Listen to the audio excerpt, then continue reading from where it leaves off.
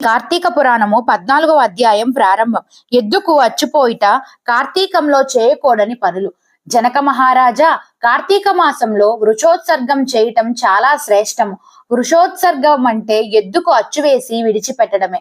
ఈ విధంగా ఎద్దును విడిచిపెట్టినందువలన గోవులకు గర్భధాన అవకాశం కల్పించిన వారం అవుతాము.